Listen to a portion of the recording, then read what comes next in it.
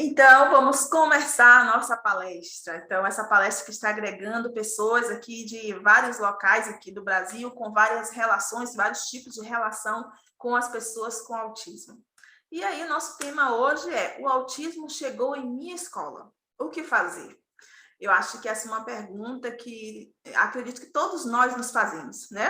Todos os educadores, inclusive os pais, né? Muitas vezes o pai deve ser uma angústia muito grande, né? Uma angústia muito grande quando você tem um filho com autismo e você vai matricular ele vai para a escola pela primeira vez. Então, isso é angustiante. Então, essa pergunta, eu acredito que o que fazer não é só relacionado para os professores, para a escola como um todo, mas também para os pais, né? Então, nós vamos fazer esse bate-papo relacionando também, atendendo às necessidades e às orientações, as perguntas dos pais.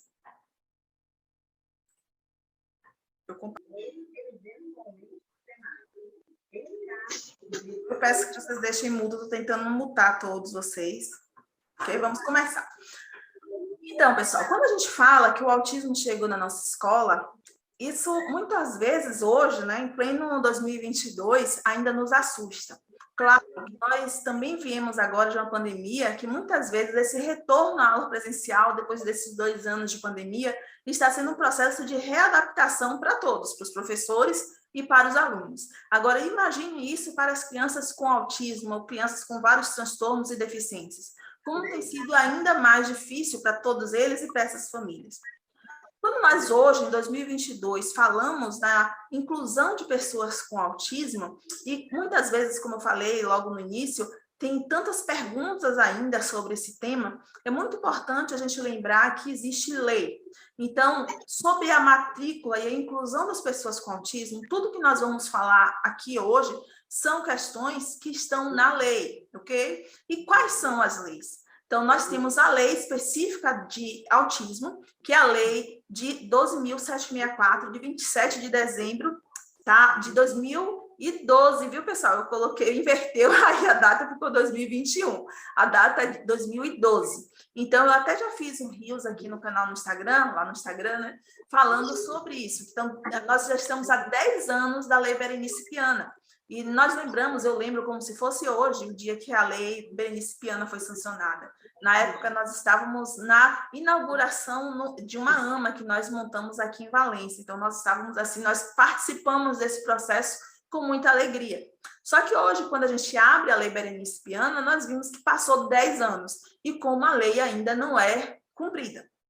Além da Lei Berenice Piana, que traz o marco de que o autismo até então não era visto como deficiência, e a partir da Lei de Berenice Piana, todas as pessoas com autismo são vistas como pessoas com deficiência, essas pessoas passaram também a serem cobertas, né, pela Lei de Inclusão ou Lei de Pessoas com Deficiência.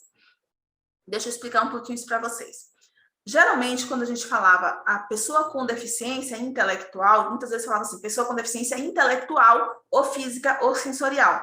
Pessoas com autismo, elas podem ter deficiência intelectual ou não.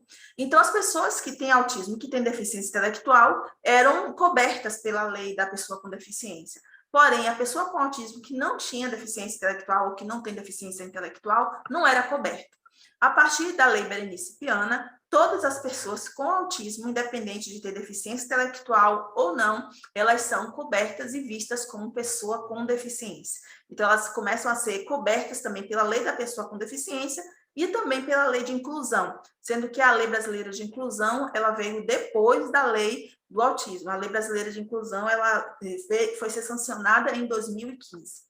Vocês estão vendo esses botões aí que vocês vão receber na apostila de vocês, onde vocês têm acesso diretamente à lei. Então, tudo que a gente vai discutir aqui, como eu falei, está embasado na lei, e vocês vão poder ter acesso à lei na apostila de vocês, clicando aqui nesses botões, para vocês terem acesso à lei na íntegra. Então, quando a gente fala na Lei Berenice Piana, na Lei Brasileira de Inclusão, eu acredito que não é mais novidade para ninguém que a matrícula de pessoas com autismo é lei. Eu não posso, ninguém pode negar matrícula para pessoas com autismo, se há vaga na escola, ok? Então, não pode ser negado a vaga.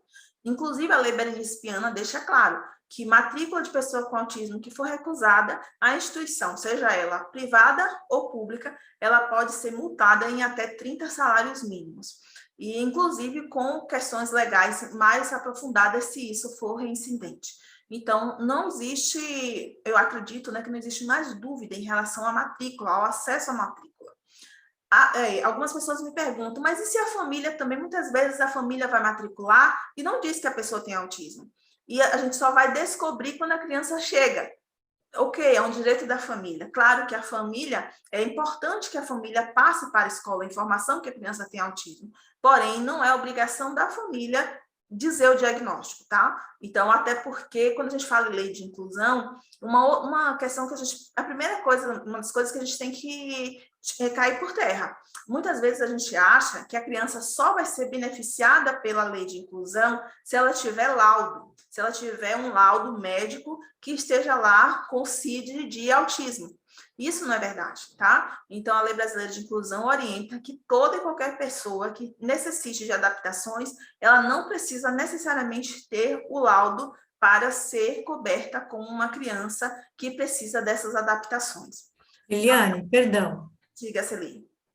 Tem um pessoal no grupo, eles estão pedindo código, que eles estão conseguindo entrar, umas 2, 3 pessoas. Ok, Celine, obrigada aí pelo apoio. Ok. Deixa eu dar uma olhada aqui.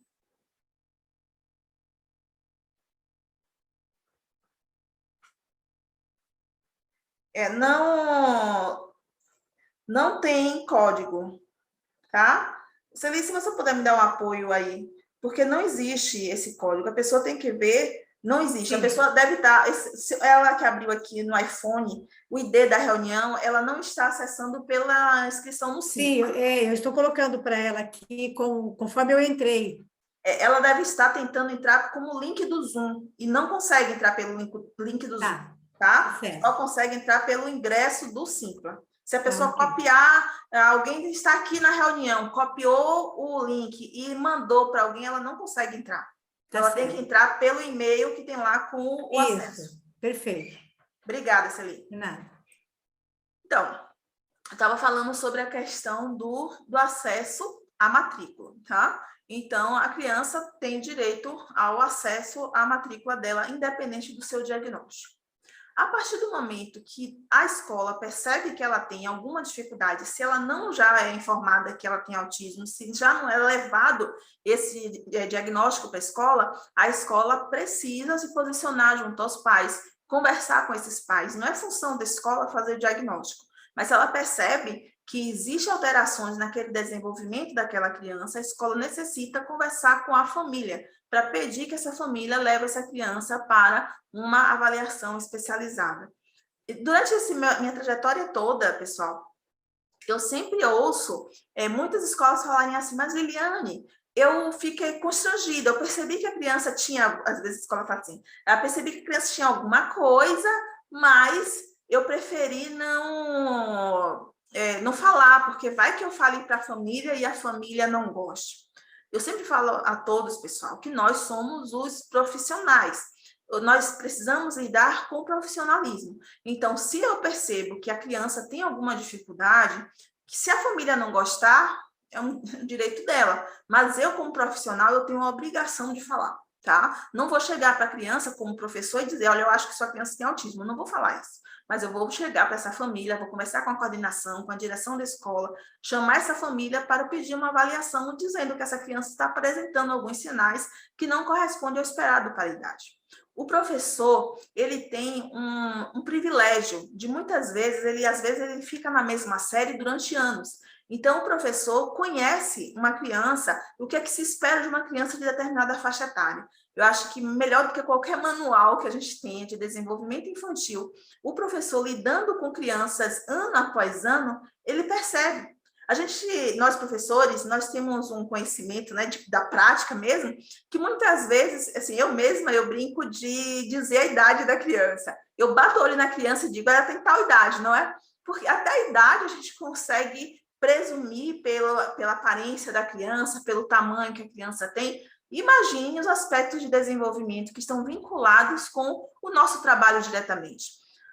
O professor, ele tem esse olhar diferenciado e ele é fundamental nesse processo de chamada para a avaliação. Muitas vezes, a gente tem até mais olhar do professor que encaminhou para uma avaliação do que muitas vezes o olhar do pediatra. Isso é muito comum. Então, para o autismo, que o diagnóstico precoce é tão importante, a gente precisa muito dessa parceria do professor, orientando essas famílias, se essa família não tem um diagnóstico.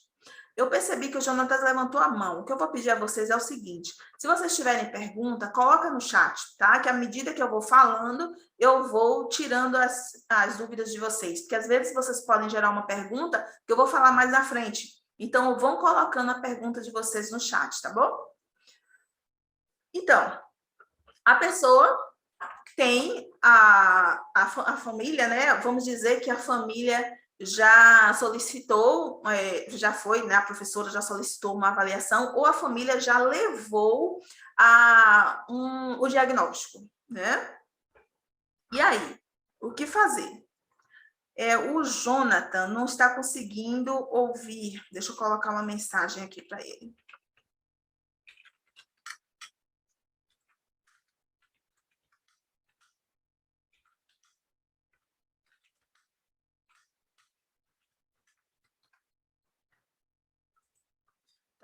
A partir do momento que a escola recebe essa criança, ela foi avaliada, ela tem autismo, ou mesmo que não tenha diagnóstico, mas existem alterações nesse desenvolvimento, está na lei que a escola necessita fazer o planejamento educacional individualizado. Esse é o ponto de partida que já gera nos educadores, nos professores, uma angústia. Por quê? Porque nós estamos acostumados a fazer um planejamento para a sala.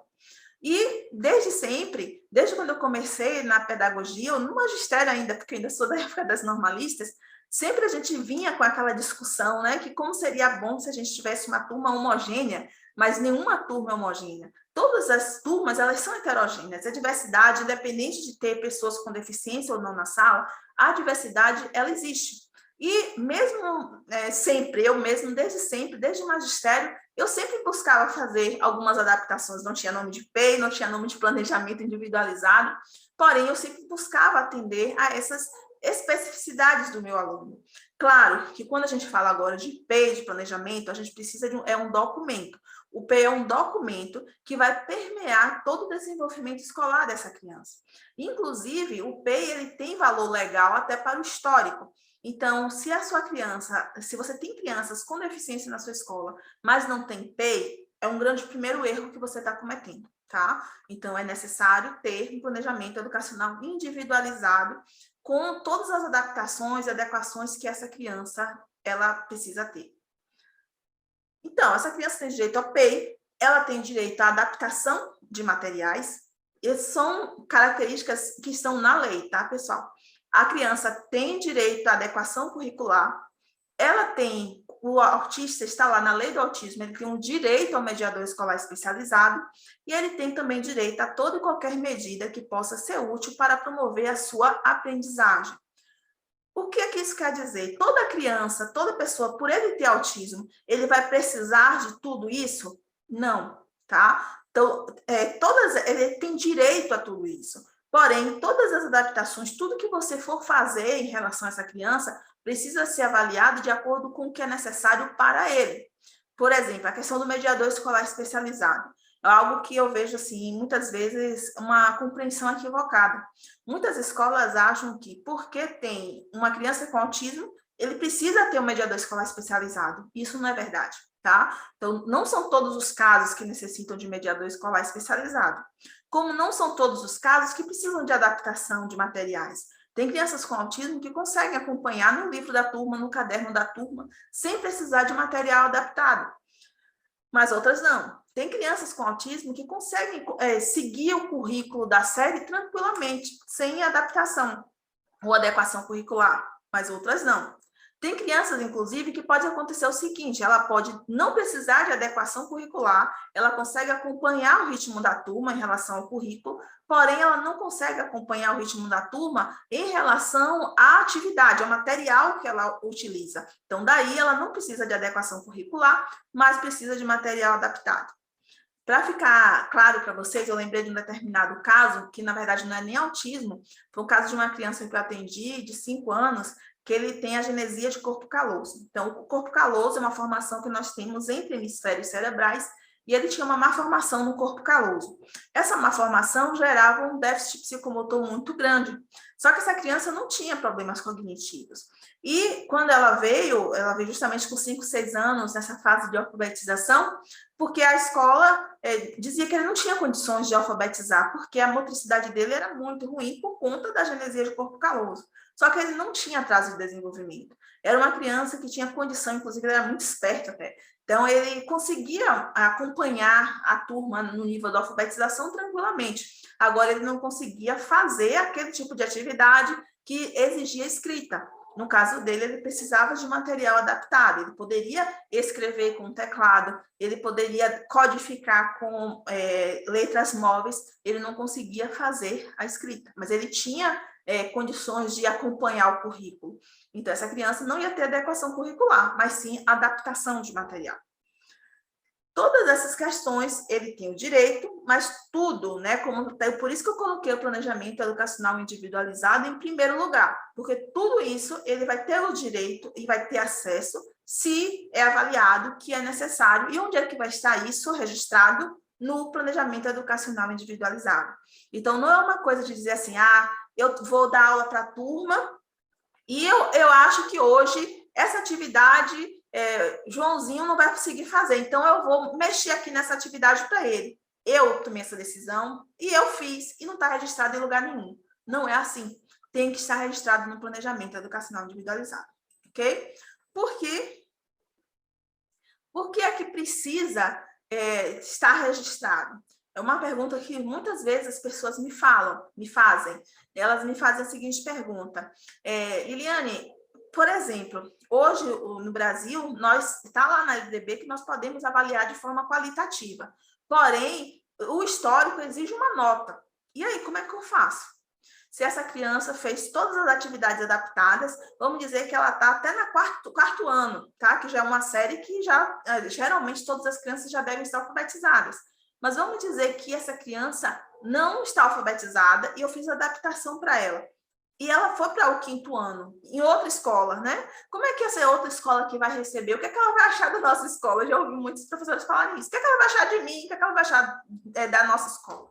A escola lá não tem que achar nada. Por quê? Porque tem que estar registrado no histórico, que essa criança é uma pessoa com deficiência, essa criança passou por adaptação curricular e ela teve o PEI, e esse PEI deve ser anexado no histórico.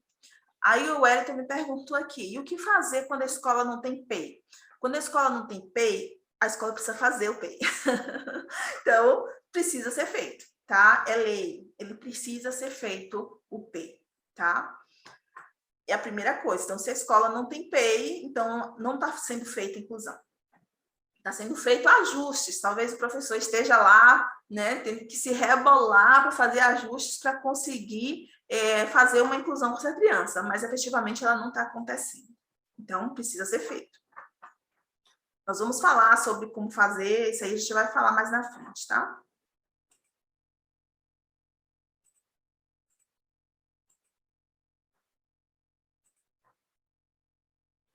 Então, agora que eu já entendi sobre a lei, né, o que é que a pessoa tem direito, mas sim, e agora? Eu sei isso aí, mas o que é que eu devo fazer? Que é uma pergunta como a que o Wellington fez, né?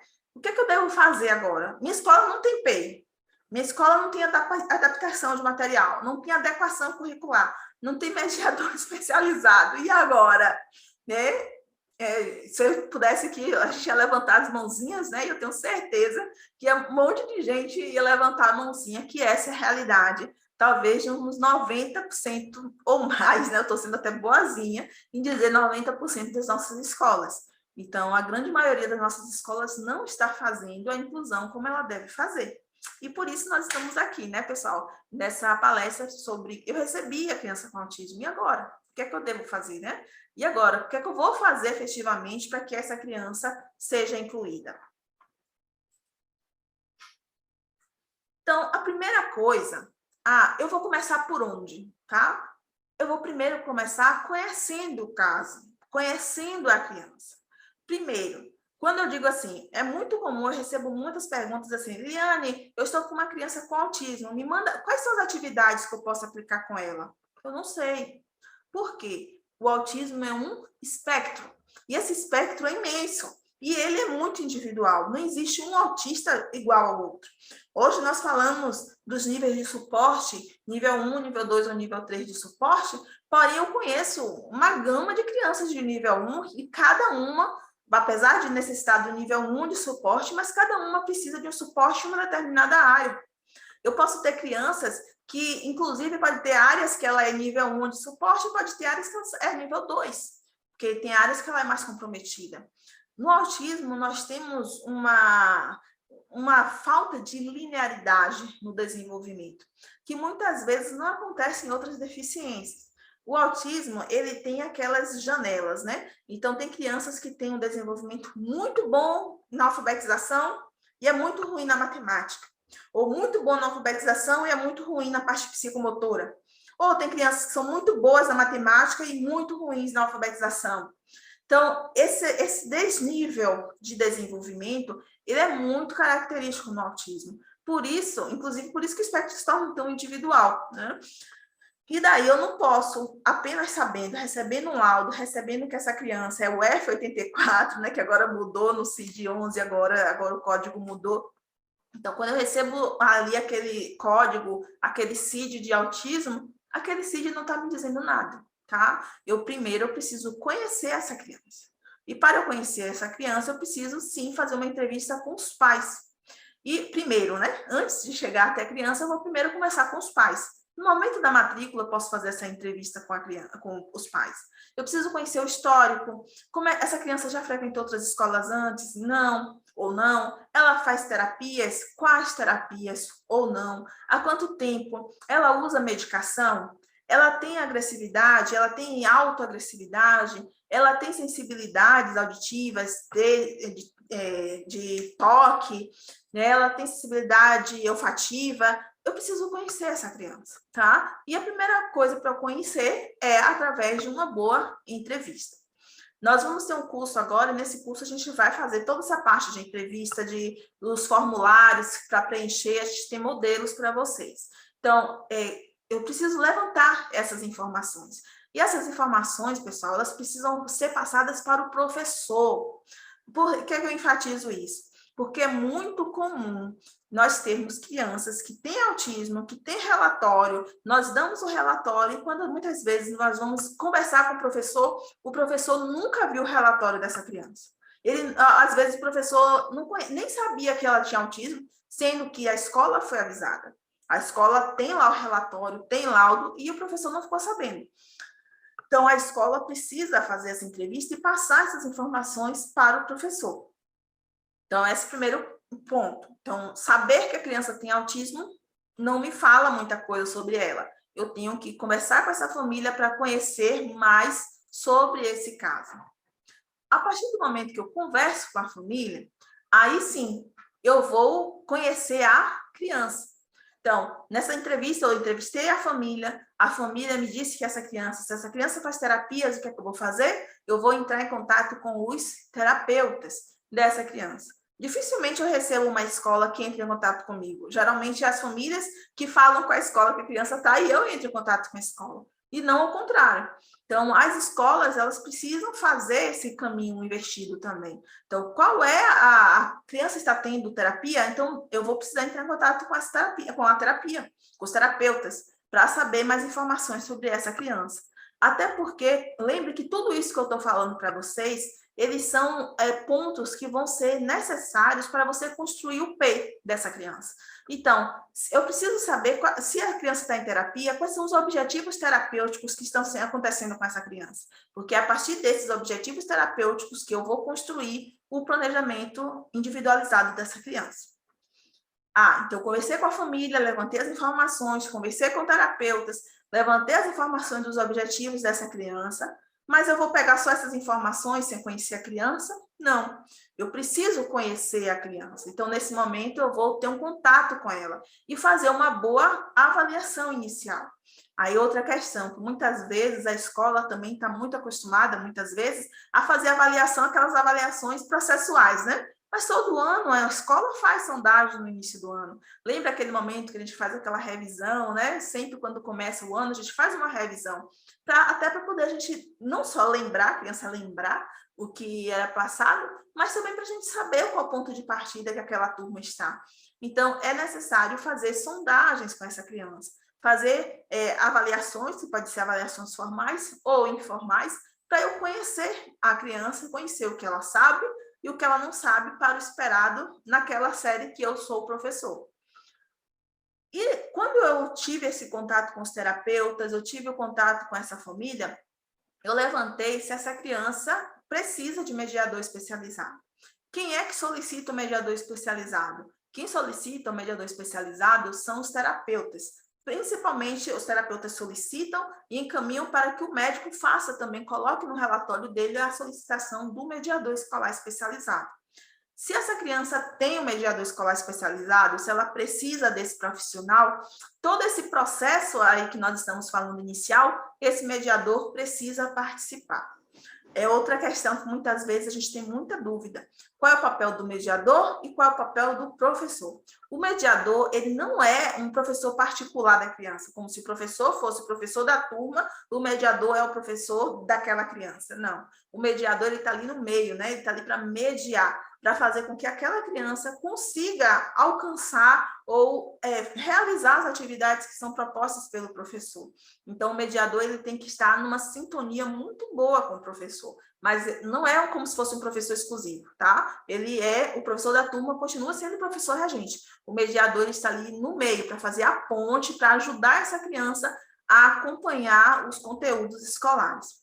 E aí, claro, esse mediador tem que participar. Esse mediador é um funcionário da escola. Que aí também é outra coisa que muitas pessoas me perguntam, mas esse mediador quem paga, né? Então, na lei, o mediador, ele deve ser fornecido pela escola, tá? Então, o mediador é um funcionário da escola. A partir do momento que eu tenho na minha escola determinada quantidade de mediadores, e eu recebi a criança, e eu sei que aquela criança precisa do mediador, e eu vou chamar tal professor para ser o mediador dela, então esse mediador precisa participar de todo esse processo inicial, inclusive da construção do P.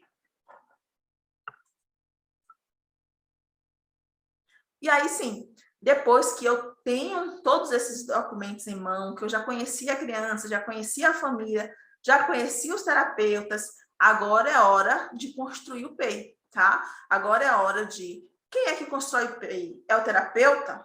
Não, né? Então, inclusive, eu recebo muitas vezes encomendas, né? Pessoas querendo encomendar o PEI para o filho. Não, o terapeuta não pode fazer isso, até porque o terapeuta não sabe o que é a escola, quais são os objetivos da escola, quais são os objetivos daquele professor, quais são os conteúdos que vão ser trabalhados. Esse aí é um documento que é da escola. O profissional, o terapeuta, ele tem o seu planejamento de terapia. Ele pode e deve, sim, compartilhar objetivos terapêuticos. Então, olha, vamos dizer que eu estou com uma criança que ela é bem inicial, né, bastante comprometida, ela não sabe sentar, tem dificuldade de atenção, tem dificuldade de engajamento, não realiza atividades, então, e ela está na escola regular. Então, o terapeuta precisa passar esses objetivos para o professor e o professor vai colocar esses objetivos dentro do seu P, sendo trabalhados dentro daqueles conteúdos, daquelas habilidades que ele precisa trabalhar na escola. Então, os terapeutas, assim, o PEI, né, ele não deve ser construído só por um. Na verdade, ele é uma construção coletiva. O ideal seria, né, a gente está trabalhando aqui com um ideal, mas vamos dizer que o mais ideal ainda era que toda escola, que deveria ser assim, ela deveria ter um núcleo de educação inclusiva. E esse núcleo deveria ter lá o psicopedagogo institucional, que seria o responsável por organizar todos esses papéis, né? Mas, infelizmente, muitas vezes a gente não tem. Então, muitas vezes, o professor que fica nessa responsabilidade. Porém, o professor, ele não quer dizer que se tivesse psicopedagogo institucional, era ele que faria o PEI, não é isso. Quem faz o PEI é o professor.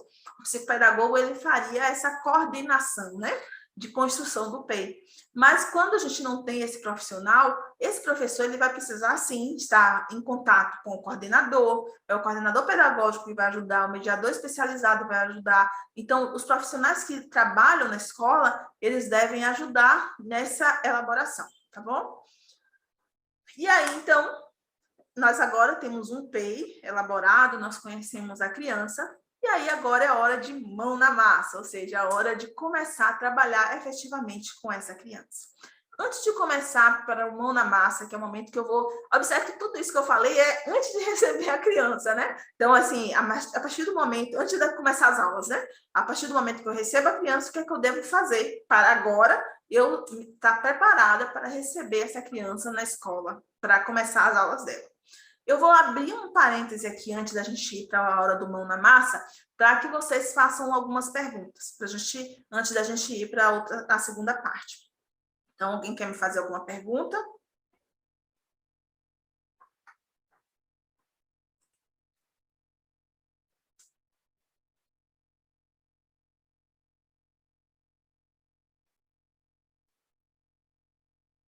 Alguma pergunta, pessoal?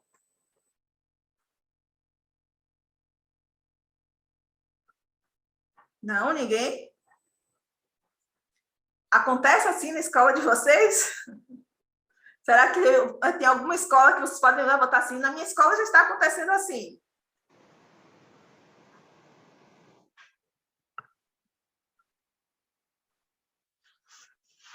Jonathan perguntou sobre a questão da agressividade. Jonathan, a agressividade, quando a gente fala agora, a gente vai falar agora do mão na massa, né? Quando a gente vai para a mão na massa, nós vamos falar lá na frente sobre a questão das técnicas, né? Então, a agressividade, a gente precisa conhecer a análise do comportamento aplicado, a gente precisa conhecer os princípios da aba para poder trabalhar a agressividade na escola, tá? Então, quando a gente vai para a mão na massa, aí a gente vai estar trabalhando essas questões aí. Como trabalhar a atenção, como trabalhar a criança que tem agressividade com o outro, como é trabalhar a criança que faz autoagressão, a criança que faz autoinjúria, né, que se morde, que bate cabeça, que puxa cabelo. Então, todas essas questões, e aí eu falo para vocês que a escola ela vai ser fundamental nesse processo, né? Por quê? Porque o que é que acontece, o que é que a gente sabe em relação à análise do comportamento aplicado? Então, a análise do comportamento aplicado, ela diz que a gente precisa ter uma intervenção intensiva com a criança.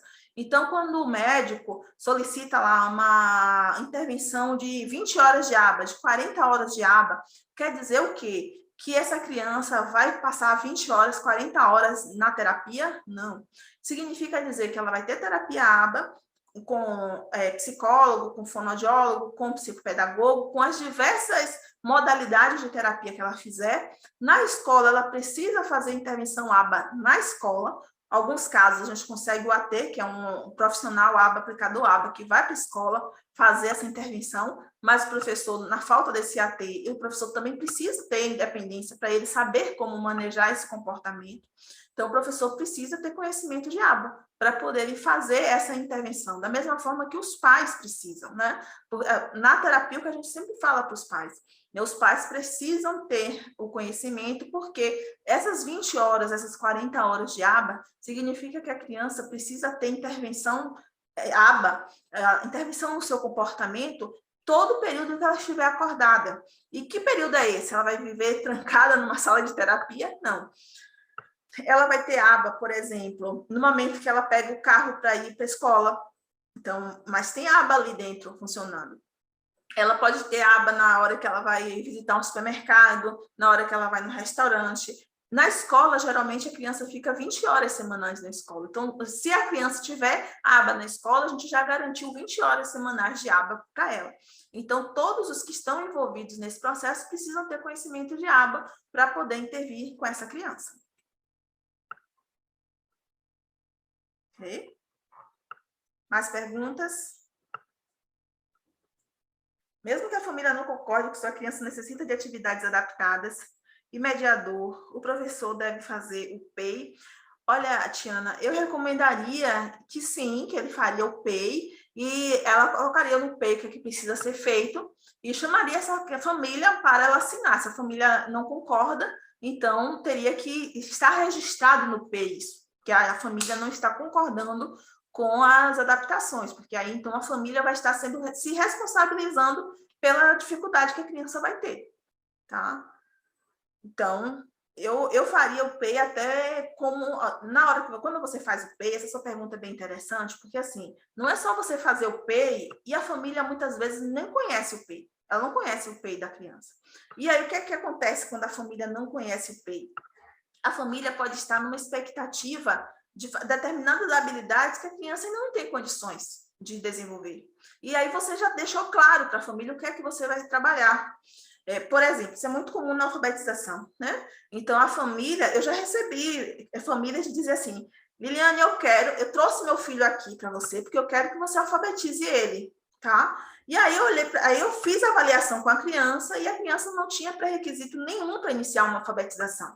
E era uma criança que estava não verbal, não sentava, não engajava, muito déficit de contato ocular. Então, ele não tinha condição ali de pré-requisito algum para sequer começar a trabalhar letras com ele. Então, eu fui bem sincera para a família, eu disse, olha, eu não posso começar, assim, se você me perguntou se eu posso alfabetizar seu filho, eu poderei alfabetizar, mas não agora. Para eu fazer a alfabetização, tem muitas outras coisas para trabalhar antes.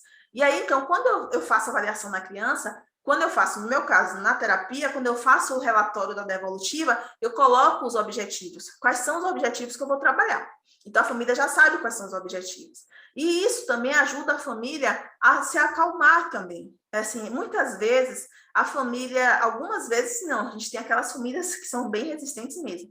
Mas tem algumas famílias que, a partir do momento que você explica o que é que está acontecendo, o que é que você vai fazer, você diminui também problemas. Por exemplo, de dizer assim, mas meu filho chegou no final do ano e ele não foi alfabetizado. Mas só que eu estava com um PEI para ele que não falava em alfabetização. A partir do momento que você mostra, então a família já sabe, tá? Possa ser que essa criança melhore tanto, desenvolva tanto, que eu precise, no meio do ano, mudar o PEI. Ótimo, maravilhoso. É isso que eu quero. Muitas vezes, quanto mais comprometida a criança mais eu sei que esse PEI ele deve ter um tempo de duração menor, tá? Porque eu vou estar trabalhando habilidades que vão se desenvolvendo e nós esperamos que esse quadro mude o quanto antes.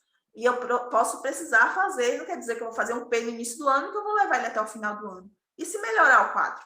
Eu vou mudar. Mas tudo isso deve ser conversado, a família deve saber o que é que está sendo trabalhado, né? Então, hoje a gente discute muito isso, porque às vezes a família não sabe o que é que o terapeuta está trabalhando. Não, tem que ter transparência, a família tem que saber. Até porque, se ela vai continuar o trabalho em casa, lembra que a intervenção tem que ser intensiva. A família tem que saber o que é que cada um dos profissionais estão trabalhando para que ela dê continuidade. Ou para que ela não cobre uma coisa que a criança ainda nem está sendo trabalhada na escola. Ok? A questão do mediador. Aqui, duas perguntas sobre o mediador. O que fazer se uma sala possui duas crianças que precisam de atendimento especial e a gestão coloca apenas um mediador? E a outra pergunta, é preciso que haja um mediador em sala para se trabalhar melhor com esse aluno?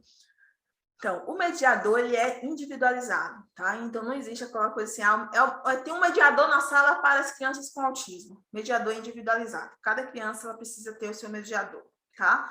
E aí, mas toda criança com autismo precisa ter o mediador?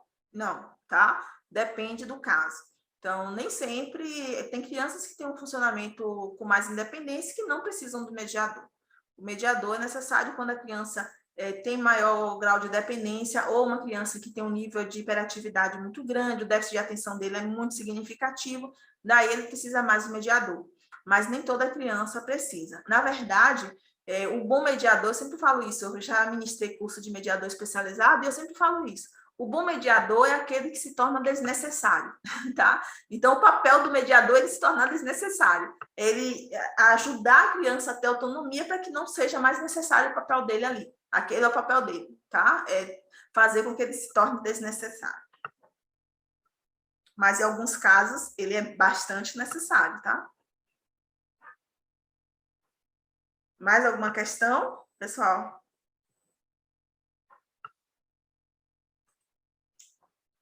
Vamos para o mão na massa.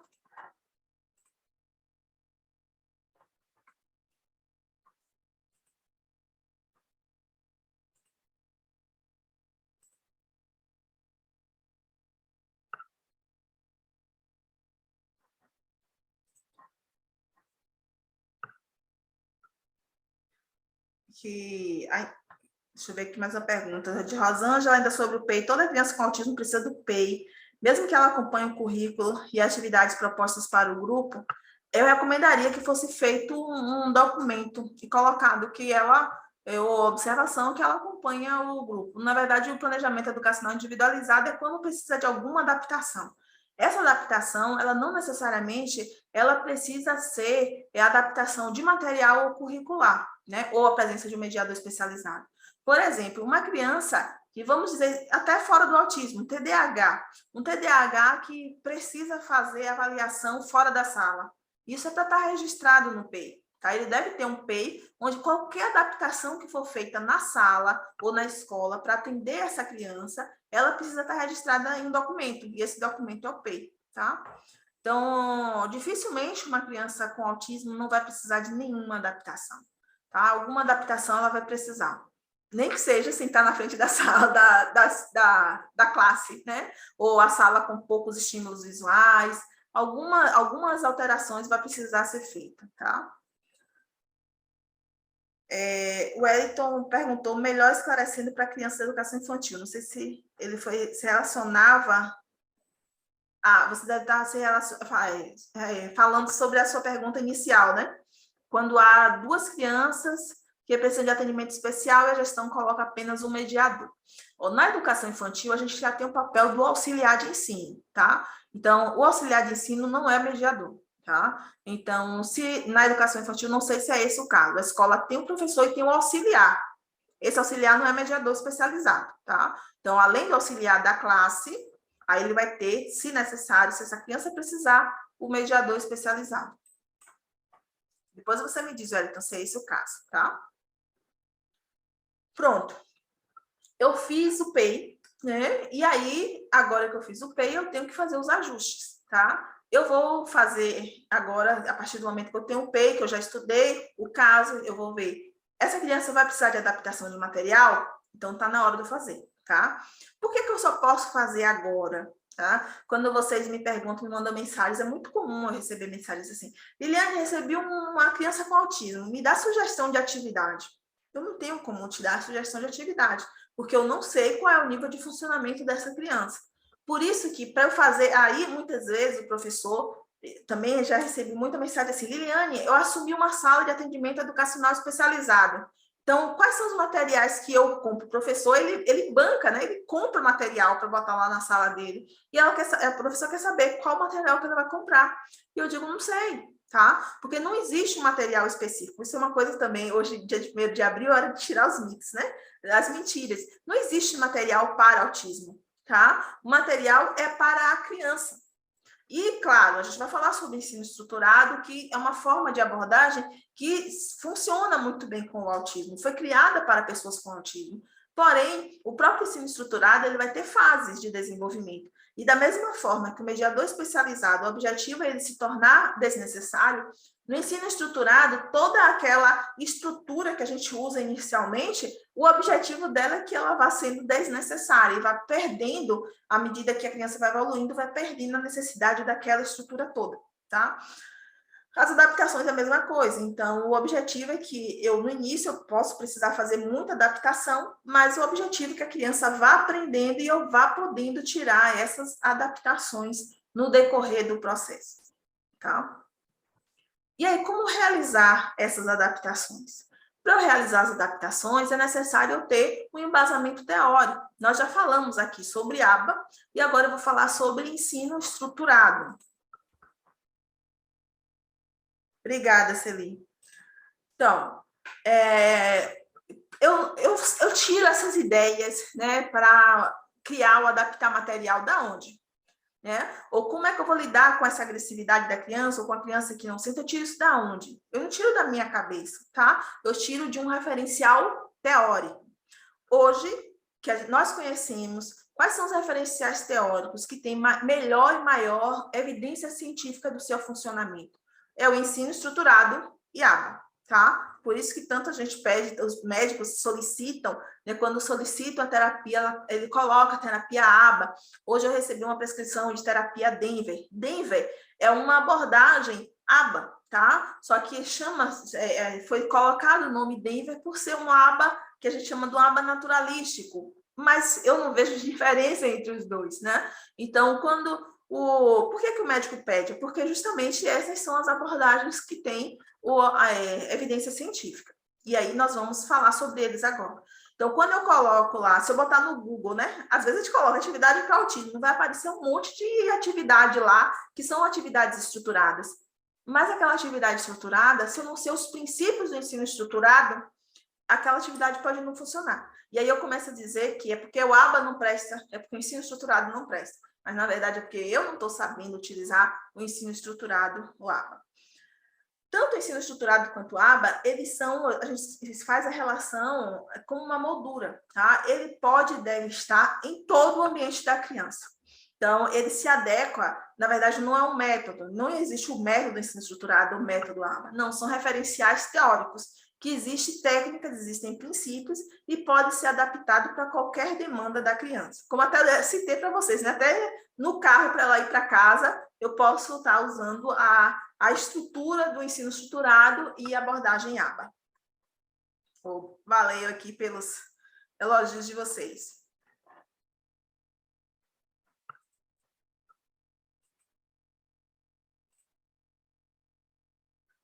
Então, o que é o ensino estruturado, né? O ensino estruturado é uma abordagem baseada no sistema TEACH. Então, muitas vezes vocês já devem ter ouvido falar em TEACH. TEACH, ele é uma marca registrada, ele teve origem na Carolina do Norte, hoje é uma das abordagens que é mais utilizada nos Estados Unidos e que tem evidências científicas do seu funcionamento, né, do seu resultado. O TEACH, ele é uma abordagem muito mais psicoeducacional, né? Uma abordagem psicoeducacional, ele é focado na educação. Agora, ele tem referência de ABA também. Então, a ABA, ele é como se fosse uma base onde o TEACH trabalha. O TEACH, em inglês, a tradução da sigla TEACH quer dizer Tratamento em Educação para Autistas e Crianças com Deficiências Relacionadas à Comunicação. Ou seja, ensino estruturado, o TEACH, deixa eu explicar para vocês, ensino estruturado igual ao TEACH. TEACH é uma marca registrada da Carolina do Norte. O TEACH, tem muitas pessoas aqui no Brasil que elas são formadas e podem usar a sigla TEACH, porque elas são formadas dentro da abordagem TEACH na Carolina do Norte. Aqui no Brasil, nós temos uma professora chamada Maria Elisa Grange Fonseca, que ela é formada pelo TEACH, e ela cunhou, embasou a forma dela de trabalhar, que é uma abordagem muito similar ao TEACH, com pouquíssimas alterações, e ela chama de ensino estruturado. Então, aqui no Brasil, quando a gente não fez a formação em TEACH, a gente não pode dizer, a gente não pode ministrar curso TEACH, só quem é legalmente autorizado pelo TEACH. Mas o ensino estruturado, ele é baseado na abordagem TEACH, ok? E ele é utilizado não só para crianças com autismo. Crianças que têm problemas relacionados com comunicação, eles são muito beneficiados com o ensino estruturado. E como, na verdade, crianças com TDAH também. TDAH também é muito beneficiado com a abordagem do ensino estruturado. Então, o TEACH chegou ao Brasil através da AMA, de São Paulo, inicialmente, e se difundiu, sendo hoje uma das abordagens mais usadas nas AMAs, né? Não toda AMA usa TEACH, mas a maioria das AMAs usam o TEACH, tá? E ele tem evidência científica dos seus resultados. Letícia perguntou do certificado, sim, eu falei no início, você deve ter chegado logo depois. Nós vamos disponibilizar a apostila com esse material, esse conteúdo que nós estamos passando para vocês e certificado, tá? Quais são os princípios do ensino estruturado? O ensino estruturado, o que eu mais amo nele, é porque ele busca respeitar a forma de funcionamento do cérebro da pessoa com autismo. Então, ele não tem aquela visão de, vamos curar a pessoa com autismo, não. Quando ele foi criado, o TEACH, lá na Carolina do Norte, o Dr. Eric Chopra, que foi o seu autor, ele estudou pessoas com autismo, percebeu como é que funcionava o cérebro autista, e a partir daí ele criou estratégias de ensino para aquele tipo de cérebro, para o funcionamento daquele cérebro. E eu acho que isso que é o mais, né, bacana no ensino estruturado. Gostou aí, né, da notícia da apostila e do certificado, né? Pois é. Então, para o ensino estruturado, quais são os seus princípios, né? Primeiro, a gente compreende que a aprendizagem no autismo, ela se dá principalmente pela via visual. Então, no autismo, nós temos um déficit em linguagem. Então, a linguagem, mesmo aquele verbal, a criança verbal, ela tem um nível de linguagem comprometida. E daí, é muito mais viável, né, o ensino pela via visual. Vou dar um exemplo bem bacana aqui para vocês verem como é a questão da linguagem, do comprometimento de linguagem no autismo, né? Mesmo quando a gente acha que a criança não tem problema de linguagem. Vou dar um exemplo que aconteceu essa semana com meu filho. Eu tenho um filho que tem nível 1 de suporte. Linguagem normal, ele fala normalmente. Essa semana eu fiz uma comida e eu fiz, na verdade, um cozido, né? Não sei se vocês conhecem, cozido é uma comida bem baiana, né? Eu não sei se vocês conhecem cozido, né? Um cozido, a gente cozinha verduras, carne, né? E faz aquele caldo, e o caldo a gente usa para fazer pirão. E eu fiz um cozido. E ele é responsável... Obrigada, Jonathan, muito obrigada. Então, o meu filho é responsável pela lavagem de pratos do almoço, né? E, então, ele é responsável pela lavagem de pratos do almoço, então ele que recolhe a comida do fogão, né? A sobra de comida do fogão para colocar na geladeira. Quando foi à noite, eu fui pegar o cozido para esquentar. Quando eu fui pegar o cozido para esquentar, só tinha carne e verduras. Não tinha caldo nenhum na comida, né? E aí eu perguntei a ele disse, Rafa, cadê o caldo? Você não guardou o caldo? Ele, não, minha mãe. Meu pai disse que quando eu fosse guardar a comida, eu não deixasse caldo nenhum guardado. Eu jogasse o caldo fora. Na verdade, o que o pai dele falou foi o seguinte, ele estava pegando, quando ele ia guardar a comida, acabou a comida, só ficava o caldo na panela. Então, o que é que ele fazia? Ele pegava aquele caldo e colocava numa vasilha plástica e guardava na geladeira. Quando a gente ia ver, tinha um monte de vasilha só de caldo, de resto de panela, né? E aí o pai explicou a ele que ele não deveria guardar caldo. E aí, a partir desse momento, o que foi que ele fez? Ele começou a tirar o caldo de tudo. E aí, quando eu disse, ele, não, Rafael, não era para fazer assim. E aí ele falou assim, minha mãe, mas nem feijão eu guardo com caldo. Aí que a gente foi descobrir, ele estava coando o feijão para guardar só o caroço e jogando o caldo fora, tá? Porque o pai deu essa informação para ele, deu essa consigna para ele. Então, observe como é a questão da linguagem. Ele não tem problema de linguagem, mas a questão não tem, entre aspas, né? Mas a linguagem literal para ele foi nesse nível, né? Dele não compreender que quando a comida tem o caldo e comida, precisa ser guardado. E não que agora não se guarda caldo nenhum. Deu para entender? Né? Então, como que a gente muitas vezes acha que a linguagem não tem algum comprometimento. Mas se tem autismo, tem comprometimento, senão não era autismo, né? Então, no ensino estruturado, a gente vai ter um embasamento muito maior da aprendizagem pela via visual, mesmo quando a criança é verbal. Então, o ensino estruturado se baseia em ABA, intervenção comportamental baseada na ABA. Um dos princípios também maravilhosos do ensino estruturado é que a organização externa contribui na organização interna.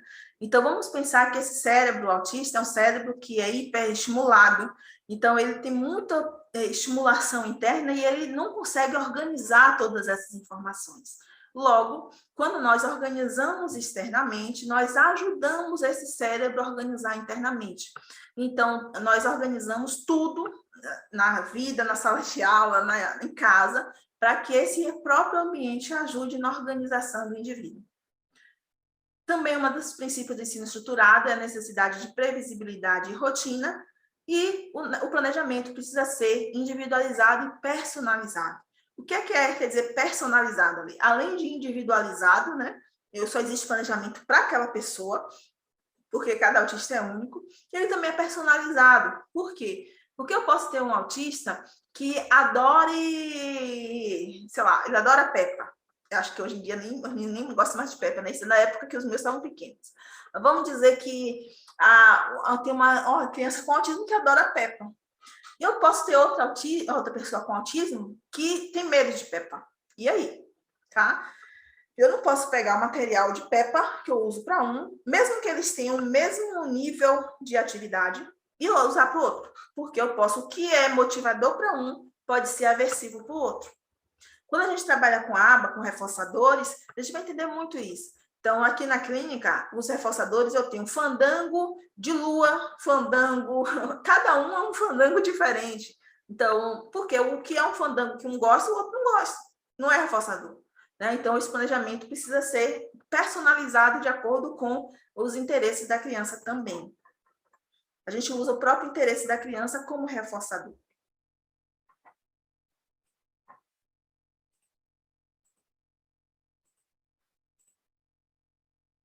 Deixa eu passei para trás aqui. Opa, eu estou voltando ao invés de para frente. Deixa eu voltar aqui para o meu local. Aqui. Então, eu vou mostrar para vocês aqui alguns modelos de sistemas de trabalho do ensino estruturado. Então, a gente tem aqui alguns modelos.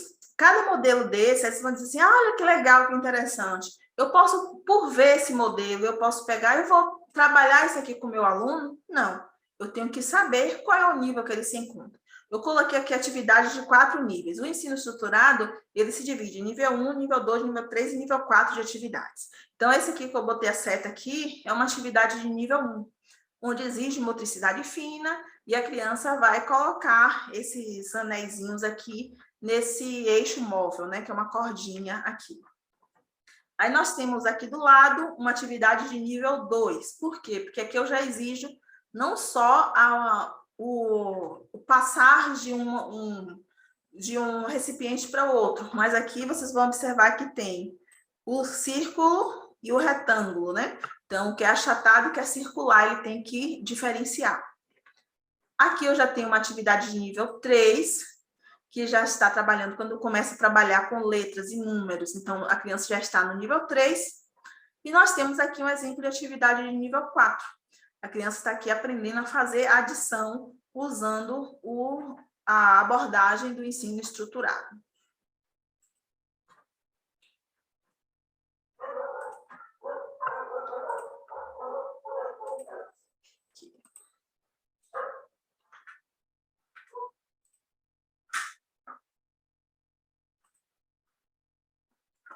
Então, aqui, né, os nossos modelos, deixa eu para frente aqui. Pronto. Agora, eu fiz o PEI, eu fiz as atividades do aluno de acordo com o PEI, de acordo com os objetivos que essa criança tem. Ah, mas eu tenho um livro na escola, né? Então, essas atividades que você mostrou, Liliane, não tem nada a ver com o livro. E aí, esse aluno não vai usar o livro? Depende, ele pode usar o livro. No meu canal do YouTube, eu tenho um material no canal que ensina, né, onde eu estou mostrando como adaptar livro didático para uma determinada criança com autismo. Então, toda essa estrutura do ensino estruturado você pode usar para adaptar no livro didático também, tá? Em alguns casos, a criança ainda não dá conta de trabalhar com livro didático e eu preciso de outros tipos de atividades. Como eu falei, cada caso é um caso. Mas a gente busca fazer de forma que fique o mais parecido com a turma, com o que a turma está trabalhando. Precisa ter esse alinhamento de ser o mais parecido possível, tá? Então, depois que eu fiz o planejamento, eu criei as atividades, aí eu preciso fazer uma reunião com os pais da escola. Isso é muito importante, pessoal. A gente muitas vezes lembra da criança e da sua família, mas não lembra que nós estamos trabalhando em comunidade. E essa criança que está na sua escola, que tem autismo, o coleguinha vai chegar na casa dele falando sobre essa criança. Será que esse pai vai saber orientar esse filho? Ou será que esse pai não vai gerar uma linguagem capacitista que vai gerar um bullying para depois dessa criança? Então, é muito importante conversar com os pais da escola, tá? Fazer uma reunião com os pais. avisando que nós temos, no caso, claro, que você vai primeiro ter a autorização dessa família, confirmando a autorização da família, se pode ou não abrir o caso para a comunidade, senão você vai falar de autismo de forma genérica, né? Não precisa citar a criança. Mas, se for possível, você pode falar, explicar, pedindo, no caso dos pais daquela turma, para que eles saibam como manejar ou como orientar o filho para manejar algumas situações que podem acontecer na turma. Então, uma reunião com os pais sobre autismo, levar conhecimento sobre autismo para essas famílias é fundamental. Outra coisa também que é muito importante, a gente lembra dos pais, dos colegas, é importante que a gente lembre dos colegas. Muitas vezes a gente tem uma criança com autismo na sala e o coleguinha não sabe o que é o autismo, ele não sabe o que é que está acontecendo, isso gera pergunta, gera dúvida, gera levar essas perguntas para o pai em casa e o pai não sabe como orientar e gera falas capacitistas. Então, é necessário conversar com as crianças sobre autismo. E muitas vezes eu sempre falo que a gente subestima demais as crianças. E a gente acha que as crianças não são capazes de entender. Elas são capazes de entender muito mais do que nós adultos. Então, se nós levarmos com uma linguagem acessível, com uma linguagem adequada, nós vamos, sim, conversar com as crianças, explicar o que é o autismo, explicar os funcionamentos do coleguinha, se tiver autorização para falar. E ele vai entender, inclusive, porque a criança fica sem entender. Por que fulano faz aquela atividade e eu não?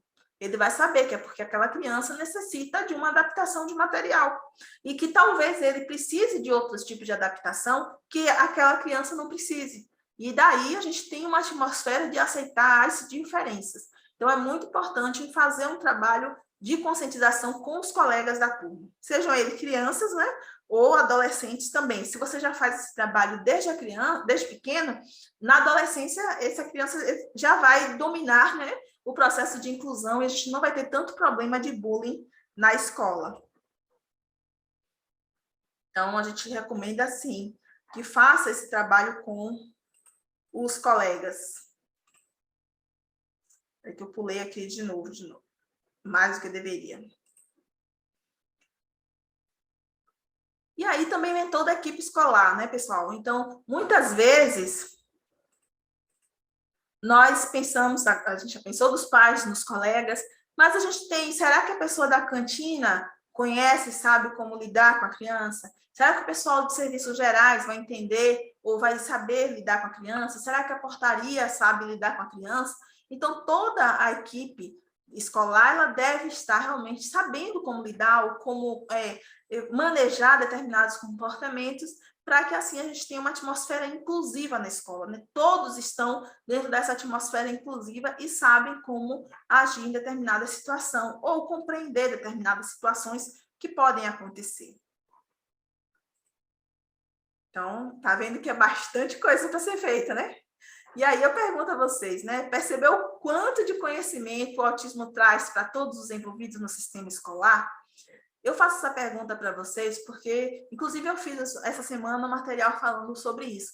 Então, trabalhar com autismo me fez uma professora melhor, tá? Por quê? Porque a partir do momento que eu consegui compreender todas as fases de desenvolvimento de como o autismo acontece, né? O desenvolvimento de uma criança com autismo, crianças neurotípicas, ela passa pelas mesmas fases, só que ela passa mais rápido. Tem coisas que, como ela aprende por imitação, a gente nem se dá conta que a gente ensinou. A criança com autismo, ela demanda mais ensino, porque tem muita coisa que ela tem um déficit de imitação muitas vezes, então ela não aprende por imitação.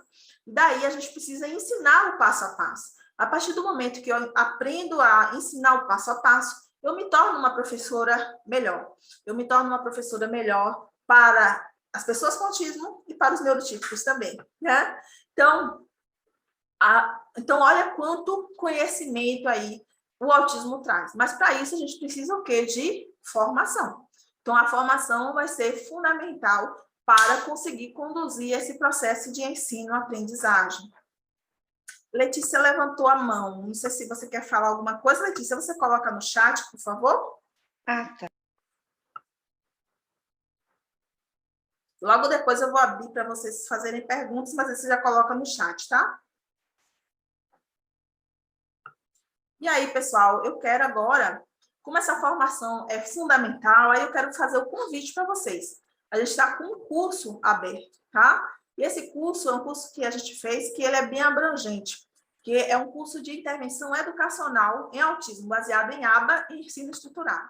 Então, nesse curso, nós vamos apresentar, né, os princípios do ensino estruturado, os princípios da ABA e como aplicar esses princípios na educação, na escola, tá? E aí a gente vai trabalhar com vocês com o PEI, como fazer o PEI, como adaptar materiais, oficina de adaptação de materiais. Então, nós estamos com esse curso, que com certeza é um curso para ajudar demais. Nosso objetivo é ajudar muito nesse processo de inclusão e conseguir realmente que a gente consiga uma inclusão de qualidade, com efetiva aprendizagem.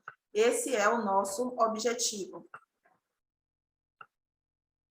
E aí, né, sobre o nosso curso, a gente teve a última turma desse curso, foi uma turma de Minas Gerais, e aí nós temos aqui a avaliação, nós tivemos muito boa avaliação aqui, vocês estão vendo aqui nível de satisfação, relevância, conteúdo, didática, importância e a recomendação. Então, nós tivemos aqui no nível 5, que é o nível máximo, né, um platô muito bom. E nós temos alguns depoimentos, né? Então, meu curso ABA com você, Liliane, foi muito importante para o meu aprendizado, ser exercido por mim na minha trajetória profissional. Essas pessoas me autorizaram o nome delas e o e-mail, por isso que eu coloquei. O curso é ótimo, linguagem clara e muito enriquecedor. A Jéssica falou, o curso ABA foi maravilhoso, trouxe para a gente um aprendizado grande, onde Liliane nos apresentou os conteúdos, as discussões, todo o processo para que a gente possa aplicar no nosso dia a dia com os autistas. E é isso que eu convido vocês agora, pessoal. Então, nós fizemos aqui essa primeira palestra, onde nós falamos, mostramos a vocês o quanto que a gente ainda precisa fazer para que realmente a inclusão aconteça. E a formação é fundamental nesse processo, né? E é isso aqui, vocês têm minhas redes, tá? Que vocês vão receber a apostila, e na apostila é só você clicar que você já é direcionado. Aqui tem o nosso site, o nosso Instagram, o canal do YouTube, onde vocês têm vários vídeos lá. Inclusive, a gravação dessa aula, vou deixar disponibilizado, o pessoal pediu, então eu vou baixar e vou deixar disponibilizado no YouTube. Nós temos aqui um canal no Telegram, o canal Terapeutas de Aprendizagem, e aqui a gente tem um canal também no WhatsApp, mas eu preferi colocar o link do meu WhatsApp direto, para se vocês precisarem falar comigo, ok? Sim, Celi já está inscrita, né, no curso, ela já está esperando, Celi já está inscrita. Francisco perguntando sobre o certificado, sim, eu vou disponibilizar, vocês vão receber no e-mail, tanto a apostila, né, essa apresentação, como o certificado de vocês, tá? O Telegram é Terapeutas de Aprendizagem, o nome, tá? Quando você receber a apostila, é só você clicar aqui que você já vai ser direcionada para o link, tá? O link já vai estar aí. É isso aí, pessoal. Muito obrigada. Eu espero que tenha sido bastante produtivo para vocês e que nós possamos ter, nesse dia, né, 1º de abril, aí, em homenagem ao dia 2 de abril, fomentado mais um pouquinho, né, a minha borboletinha de semear, que eu tenha semeado um pouquinho com vocês aí, do como que a educação inclusiva, a inclusão de pessoas com autismo deve acontecer em nossas escolas, ok?